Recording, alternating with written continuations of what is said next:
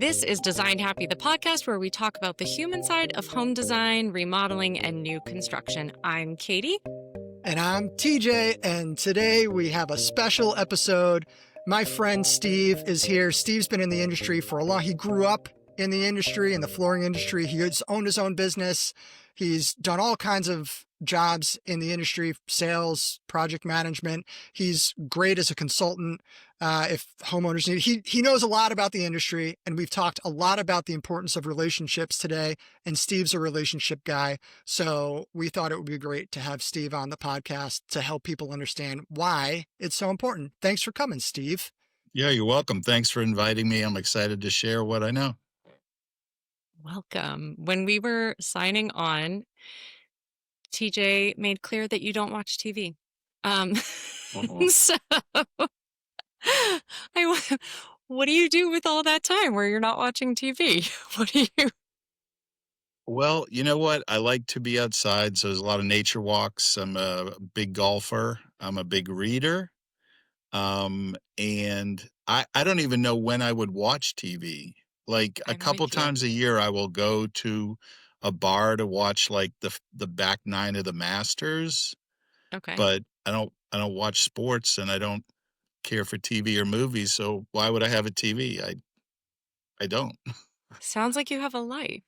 Sounds Mhm. like you have You'd be a surprised. There's a lot of life to have. It's not on the couch. I'm not surprised at all. The reason I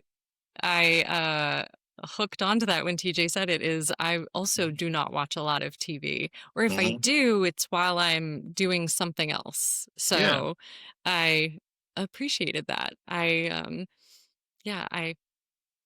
like to know what people do instead. So Yeah, and you have to be careful when you say that because it might make you sound like a snob or an intellectual jerk or something like that. So I don't tell people that I don't watch TV. oh, well, I am a I snob. just told them. And an intellectual jerk. So Well, too late. glad to be in the club with you. Oh, Mm. but I'm setting it up here as like TJ watches a ton of TV. That's But all I you- do. No, That's you it. don't. You all don't. his You like opinions are formed by television. Mhm. All your Yep. opinions are formed by television. All of that's true. Yeah, okay. Yeah, Okay. Well, that's it. other than our, I guess, media consumption, what are we here to talk about, TJ? Now- We're here to talk about the relationship between a homeowner and a contractor. Why should anybody care about it? Why is it important? So there are lots of things in a remodeling project that you could care about. You could care about time or money or design or space plan. Not that many people think about the relationship. They think about all the obvious things. And the thing, there's not a lot that I like about Steve, but the thing I like about Steve is he cares the most about the relationship. And I should tell the people because they don't know. Steve and I have known each other for a long time and we're friends, and he's from New England and I'm from New York, and we like to give each other a hard time. So that I don't know what's going to happen in the rest of this podcast, but I feel like based on the way I'm talking so far, I need to make sure that's we're That's known. friends. We're friends, and we like to give each other a hard time. Well, let's see where we are at the end of this. Yeah, So- we'll find out. So, to touch a little bit on what you just started to say, TJ, is you're right. And it's normal for people to be focusing on what's it going to look like, what's it going to cost, how long is it going to take. I mean, those are normal things.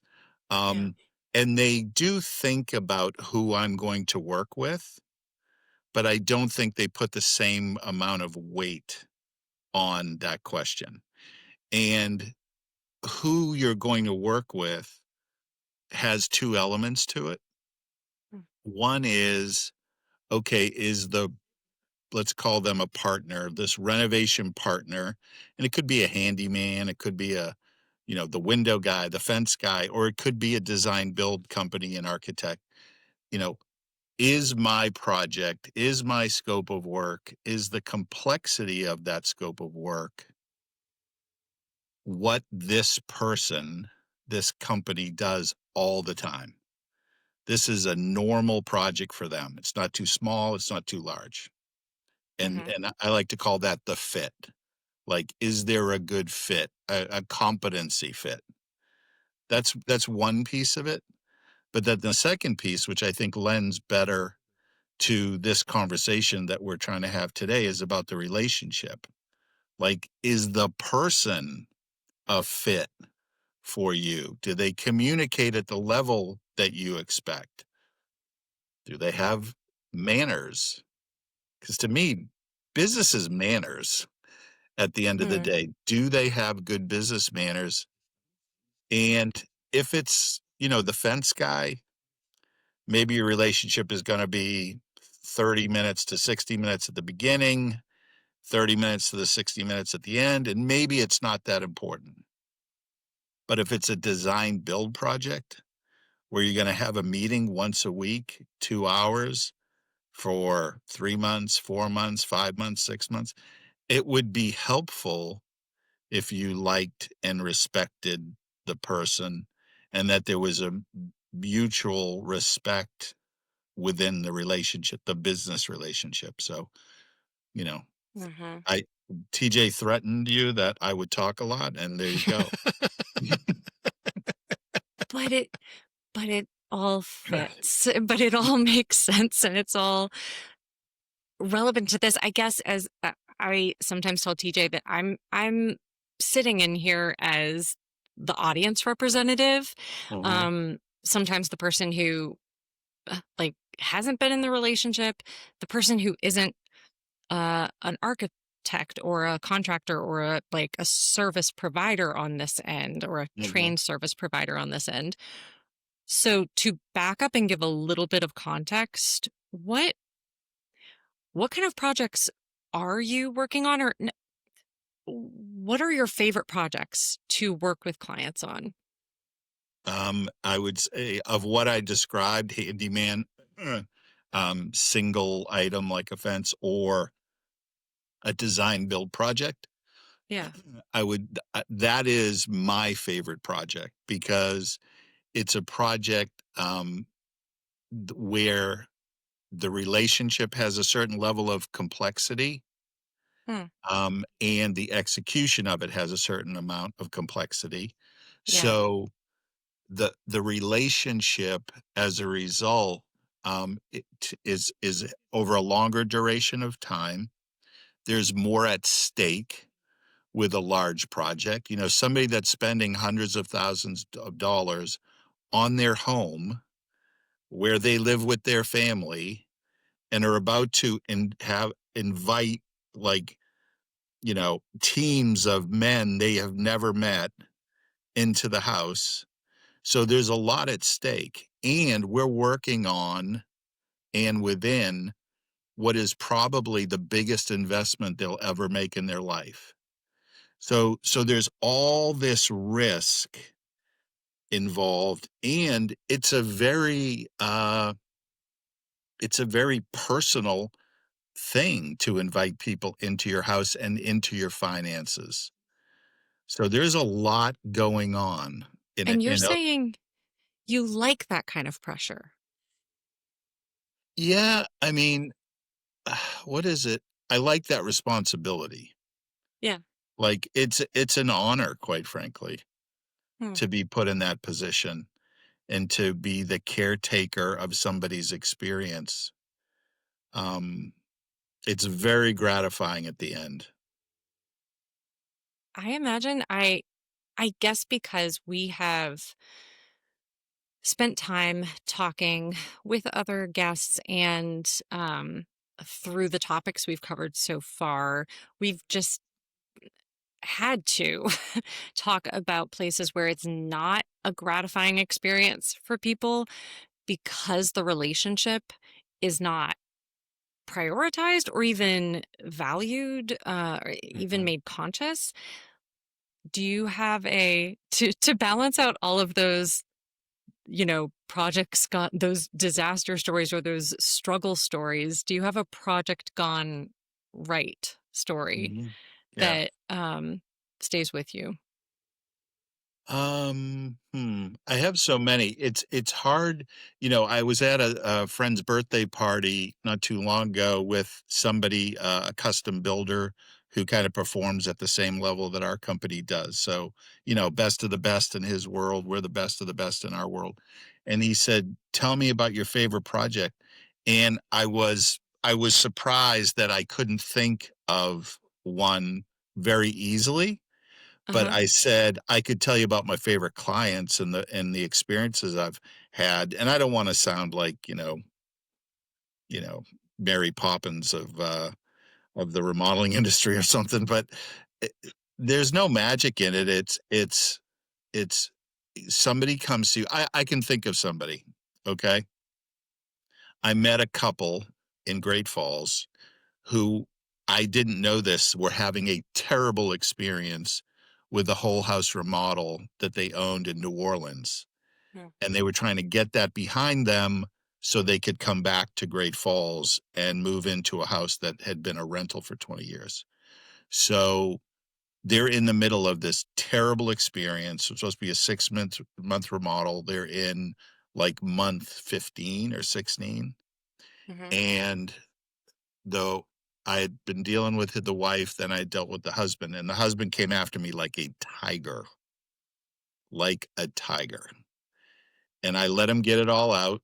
And then I just said, "Hey, Mark." Yeah. I said, "Thanks for that. I hope you feel better. Um, what are you afraid of? Because clearly this anger is attached to fear, and I'm just curious what that fear is." So, you know, Gets you. Yeah. so then he hinted that he was having a challenge on another project. And I was able to slowly turn him to trust, but it took 3 months. Yeah. That's okay. They're now Uh-huh. the happiest clients maybe that I've ever had, and they're thrilled, and they're telling everybody about us and me, Uh-huh. and that man is now a mentor to my son, who is an entrepreneur. So, I can't remember what the question was, but I think that's a I I think think that was that's a it. I I think was like, that's a who's pretty good mentoring your story. son? I didn't That's that story's not in my notes. I hope that's okay. that's the best kind. Yeah. That's the biggest Was kind. that was Yeah. that the answer to the question? I'm not kidding. I'm not making a joke for once. I don't even remember what you said. No, I'm overwhelmed over here by as we've done every episode of this podcast that we do. Um it's just I come from the world of professional therapy and mental health. Oh, jeez. Um yeah, it's all That's good. But wonderful. You're in the well, perfect industry. Good transition. that's what I'm like, this Yeah, is you all are doing you're really getting in the emotional muck with people. no question. And as someone who has been a homeowner and, had a home build experience when I was growing up, Uh-huh. it wasn't about people's feelings. It wasn't about even acknowledging them as a part of the process. So this is, yes, you answered the question. This is Okay, that's very, good.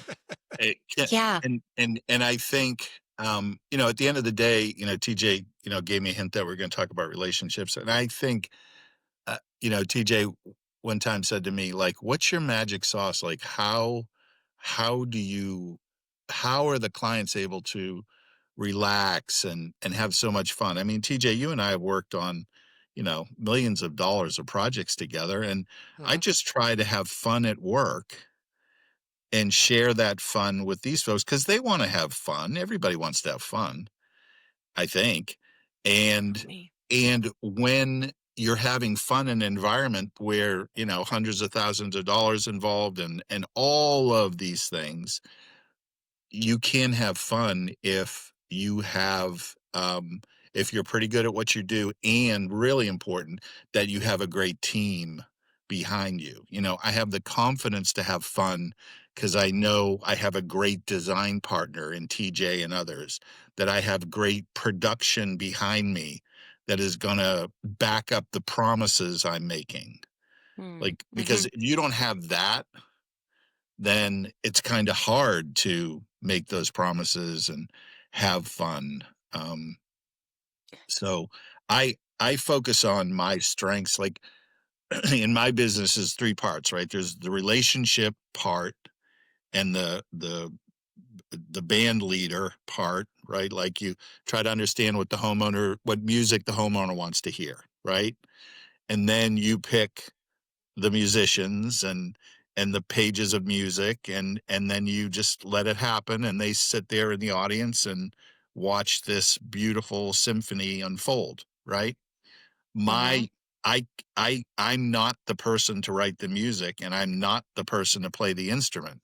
I'm just the guy waving his hands and saying, "Hey, you have what you need to be successful? Great. Do you have what you need to be successful? Great." At the end, everybody's happy, and that's when I can enjoy it because, I ask the right questions, and then I try to produce their vision, in this case, their symphony.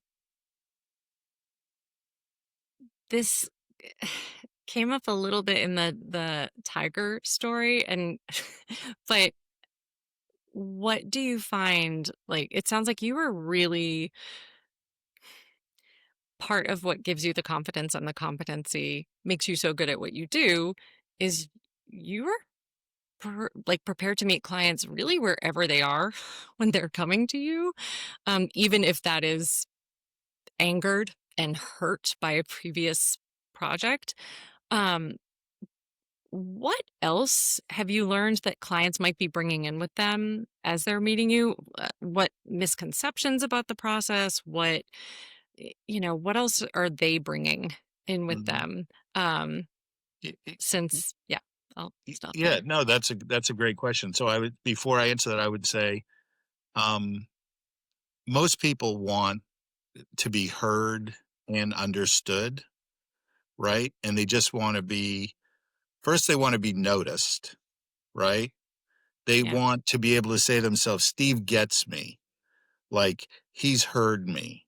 The questions he's asking make me feel like he's following along, Hmm. right? So that's the first step, is just noticing them and noticing what's important, and I might have told TJ this one day, but I was at the beach, actually, I was at Skagit, the beach we were just talking about before this started, Oh, yeah. and we had 3 little kids, they were like 5, 3, and 1 or something like that at the beach, which is, crazy, and I said to my wife, because my back was bothering me, I said, "I'm gonna take a walk down the beach and then come back." She said, "Okay." So I'm walking along by myself, and as I'm walking, there's little kids in the water, right? And almost every little kid was yelling back to their parents on the beach, "Mom, Dad, watch me. Mom, Dad, look at me. Mom, look at me, look at me, look at me." And it was so apparent to me that this is a human condition. I'm observing the need for human beings to be seen and noticed, and I need to remember that. So when I carry that to my business, I want homeowners to be seen, heard, understood. And if I can get there, then they know I care. Hmm. The other piece is, I want to be interested, not interesting. So I save my, cool stories and, projects we've done for other people for later, and Uh-huh. then I'll be interesting. But at the beginning, I think people appreciate me being interested and them being the hero of the story, not me or not TJ. Yeah. There's a lot of like, uh, you have to be very personally invested in what you are doing, but you also cannot take, especially these first meetings, personally. That's like both. You have to have some, yeah, you have to have personal investment, but you can't. like your ego can't lead or something, which No, sounds that's like a hard line to walk. no, that's so wise. I think actually a certain level of detachment Uh-huh. is really healthy and is actually, Huh. I wouldn't call it a sales technique, but if you're pretty chill about whether they work with you or not, you're more clear about the advice and direction you're giving. That's very okay, very interesting. I think Mhm. that's something as we've talked about it, I just have heard with other guests and as has come up in our conversations too that um I also imagine clients walk in presuming since it is sales that this is going Yep. to be salesy and that this Yeah, is going to be sales centered. right. And so it sounds like it really allows them to drop their defenses when it's like, we're going to do relationship first. But Yeah, and that thank you for circling back to your original question. So I think what oh, did I? homeowners yeah, you did, good Oh, job. great. You keeping the guest in line, I love it.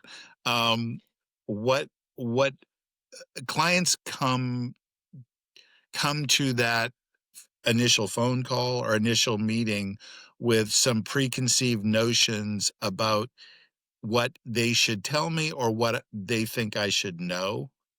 Hmm. And this can be from previous experiences, things they've seen online, HGTV, God help us, um, lots of places. Yeah. And the best client for me personally, and this is, I think, because I work in the luxury arena, is somebody who sees me as another professional advisor in their world. Like Yeah. they have an accountant, they have a finan a wealth advisor, they have a great attorney, they have a family doctor, they have all these high level advisors. And Hmm. if they see me as a professional advisor, then the relationship starts off in a really healthy place. Like, Hmm. "Hey, Steve, I'm a successful person and I'm really busy. I don't have time to be an expert in your field. Here's the game I'm in. Here's my goals. In your mind, what's the best way to get there?" Like, if I can get there pretty quickly with them, Yeah. we're gonna have a great relationship. But if they come to me with, "Hey, I flipped some houses with some guys in college, and I was a carpenter for a summer my sophomore year of college, and I know everything. Just tell me what it's gonna cost." That's a little Uh, takes a little longer for that person to value what I do, and maybe they never will. But I would say, to get to really to the root of your question, the misconceptions that people have is that they're buying a thing or stuff, and they're not. They're buying an experience, and they either value that or not. You can fly JetBlue, which I've done a million times, or you can go first class with somebody else. You're still gonna get to the same airport, but what's the mhm. experience like? Mhm. It's just different. And you don't have to you can value, whatever you want. I'm not judging that. TJ, did you feed him that? Did you tell That's him to say? listen, even if I told Steve, he doesn't pay attention to what I say. He should, it doesn't it doesn't matter. No, So I it, do. I do. It's just I'm gonna say it 18 months after you say it to me, and I'm gonna claim it as mine. but Steve, it that's a what the if you just boil down what you just said, it's a lot of what we talk about. There's not a right or Yeah. wrong way to do it. Definitely not. There's an acknowledgement of what's important to you and what's not important to you. But having somebody like you involved, Mhm. there's lots of different ways to do this. And Katie, when I forget exactly what you asked Steve before, but when you said it, it was like, and the homeowner must, and like your shoulders went up and down, you exhaled, right? Steve and I have been in a ton of meetings together and also a ton of uh, sales calls where the homeowner hasn't picked somebody to work with yet. and they have an expectation about what that meeting is supposed to be because maybe Yeah. they've talked to a couple of people before Steve got there or Steve and I got there, or maybe they've done a project before, and you can see physically the shoulders go down and the exhale when they're like, Hmm. oh, this is different. Like Yeah. the, he's not asking me about the project. He's asking me about me. And it's a totally different conversation. And when somebody understands the professionals they're working with care about them as a person, and the result of that caring is finding a project that's meaningful to them and not the other way. The project's not a means to a Hmm. paycheck. The relationship is the means to a project together. Totally different conversation, totally different way to start as a team together. No, So look, go ahead. I'm sorry. no, no, say it's talk. You like to talk. It's a person, not a project. Hmm. Hmm. So when we talk about so we've sort of been talking around it, Steve, with the examples that you've been giving, Mhm. but Yep. I don't want to answer the question for you in my question. So why do you think it's important for homeowners to place value on the relationship at least as equal to what's it going to look like, what's it going to cost, how long is it going to take, the way you started this? Yeah, I think a couple of reasons, and it's related to our industry, which is the least trusted industry in the United States, and that's backed up by, over 50% of the complaints at the Better Business Bureau are residential renovation companies and experiences, more than Mm, attorneys, more than used car salespeople. So, more than attorneys? Sorry. yeah, mhm. Okay. More than real estate agents. Tell Marcus said that. So, Oh. Katie's husband is a realtor. Um, so, I think that alone is enough to make sure that there's a relate a respectful relationship in place. Um, I think the other piece of it is that you want to know when something happens.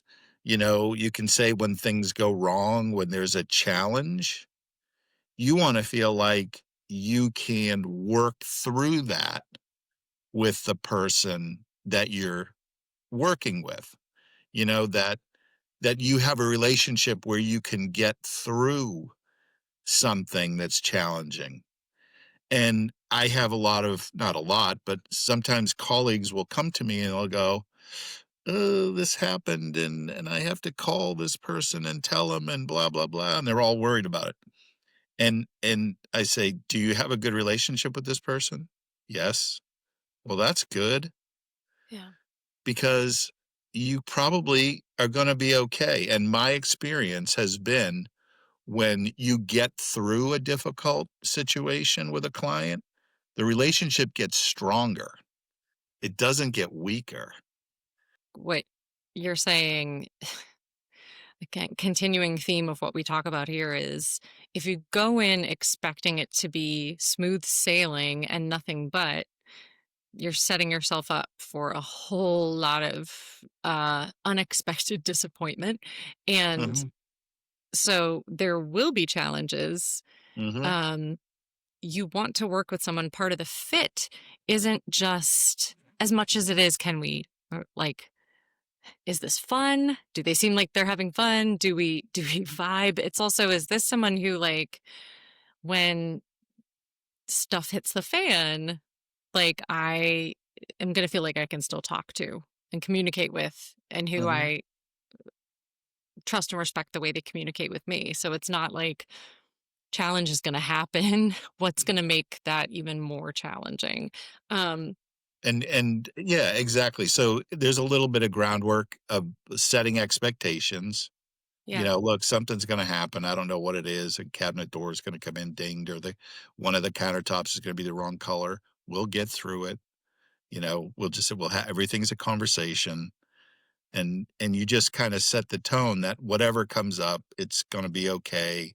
We'll get through it. We always do.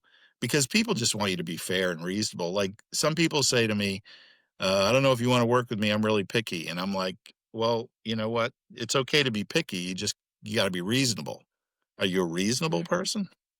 Because I'm not scared if you're picky. Picky clients, that's the best client for us because when we do a great job and you're super happy and you're writing this big Google review, then people are gonna say, "You can work with him? Well, if you can work with him, you can definitely work with me." And I've had people say that.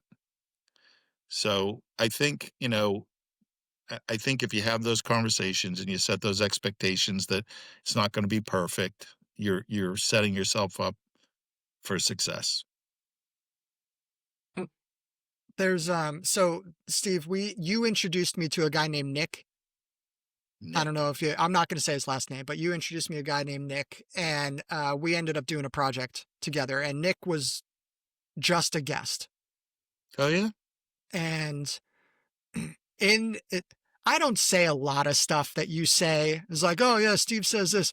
Um, but there's something that you say often that I do think is worthwhile, and I want the people to hear it again because I said it as it related to Nick's project because he had some difficulties in the construction part of Mhm, it because I think the real gist of it is the people he was working with didn't care about the relationship. So when problems came up, it wasn't let's find a solution together. It was more leading with confrontation. So the thing you always say that I noted to Nick, and I want to make sure we note again here, because I think it's one of the best things you say, and I've heard you say it 1,000 times, is you got to run to trouble. When there's a problem, you run mhm, to it, and that's really where you provide value. mhm. Mhm. Yeah, I did a whole talk on that to the company about running into trouble. Yeah. And, running to trouble in my mind is accepting that there's an issue and you don't have to have the solution, right? A lot of people, especially contractors, something will happen on the job and they'll go, "Oh no, what am I gonna do?" And then they immediately go to try to find the solutions, and that might take a day, a week, whatever. At some point, the client is gonna understand there's an issue. So running to trouble is, "Hey, Mrs. Jones, I just got a call from the project manager on site, and it looks like, the window that we ordered is too small. And I don't know what the solution is right now, but we're gonna find one, and we're gonna come back to you with 1 or 2 options, but we're gonna figure it out. So I just didn't want you to be alarmed. I know you're expecting to see the window installed today, but that's not happening. We're still gonna have plywood up. Are you available for a call tomorrow morning at 7:30 so I can tell you what I found out between now and then?" Done. Mhm. She's fine, you know? Yeah. That to me is running to trouble, but the context is, I care about how you would feel if you came home and saw the plywood instead of the window. That's relationship. That's the best you could come up with, something you hear all the time? I do the same jokes over and over with you, TJ. No, it's not the best I could come up with, but it's the It's one that's related to this conversation. I wanna hear my good stuff. I thought that was pretty good. I thought Yeah, it was Uh, that okay. uh, no, It's okay. Steve, listen, whether you think it's good or not is irrelevant. It yeah. resonates with people Yeah, because that's what the relationship part of it is all about. Like agreed. it's a people business. And if you treat it like a people business and if you help the person first, then all of the stuff that's normally hard gets a little bit easier. Mhm. Mhm. So that 100%. the little run to trouble thing, it's such a simple way to make sure the people stay first. Mhm. I do some speaking in our industry, and, one of the groups that I talk to quite a bit, and in fact, I did a talk to 150 realtors, and Northern Virginia, and how I start is I say, our industry and the real estate industry, we have a lot in common. We're in the people business, we're in the trust business, and we're in the helping business. And we are so fortunate that we can help people with some of the biggest decisions and some of the biggest investments they'll ever make in their lives. Mm. So it's really important that we be great people first and that we be great at our job second. Because people will remember you if you're a great person. And if you do a great job, that's just icing on the cake. So I focus on that. My strengths aren't design and construction. It's trying to help people. That's my strength. And if I can have fun doing it, why wouldn't I? And I'm I making know, money. I almost forgot about that. which apparently we need to do uh, It's part of in it. this world we live in. Mhm. I know we're wrapping up, but I annoyingly like my quirk fault, I don't know, is like I I like pull out definitions. I use more words than one should for things. And what I hope people can hear in this episode is like being a great person and being great at your job is not, we often equate that as individuals, as professionals, as parents, and as partners to like never messing up. Being great is about never hitting struggle, never messing up, never, if like you make a mistake, get on from it. And what we're talking about today is like being a great human means first, like seeing people, first Mhm. seeing people, Yep. giving them that acknowledgement, whether it's of them or of their vision for what they want. And this other, like to pull out one word you said, which is acceptance. Um, when it sounds like the opposite of running towards trouble, running to trouble is avoiding it and Mhm. denying it and getting as far away from it as you can, because people are so afraid like when the bad thing happens that that's it and that event is actually the bad thing, um when really it's what the response to the event is that can That's right. create the feelings around it, Mhm. um or the experience around it, I guess. And so it sounds again, I just want I just want people to take from this the like greatness you're talking about isn't perfection, but No. is seeing people and is working in reality with them and is Mhm. accepting what actually happened, Mhm. instead of needing to avoid it. And again, I've said this with a couple of our guests, but I'm like, the baseline is so low. You just have to have people be heard and like work in reality. Come Yep. on, folks. It's not that Yeah. much, but that helps people feel that trust. That is Mhm. what gives them that trust and then allows you to help them. Mhm.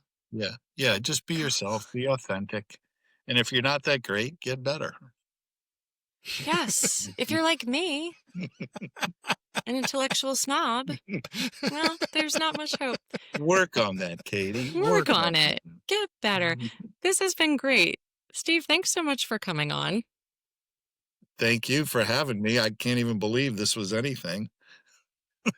It, It just seemed it like was we were everything, it Steve. just seemed like we were hanging out talking. I'm glad that we're having this, though. I mean, you picked the right topic. I don't know that you picked the right guest, but you picked the right topic. This is the most important thing. Hmm. I mean, I just Couldn't agree I more. hope one person hears this and says, "I can do this," Mhm. because until you have, uh trust, people don't move forward until they know they've been heard.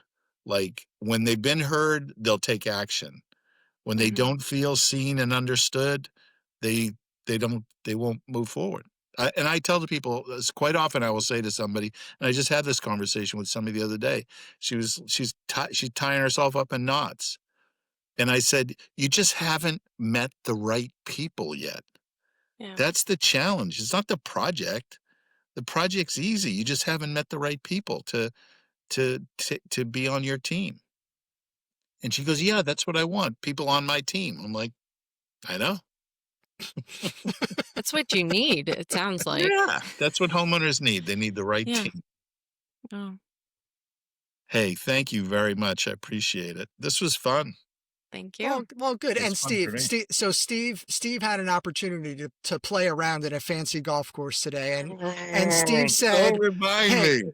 and Steve said, "You know what? I'm gonna come and do this podcast instead." So genuinely, Steve, thank you. We appreciate it. Yeah. I value your time and your friendship. So thank you for doing this. Well, you're welcome, and I'm glad that you're doing what you're doing, that you're sending out great information to the world because it's needed, and I love the way you're doing it, and man, what a smart hire in Katie. Good job, buddy.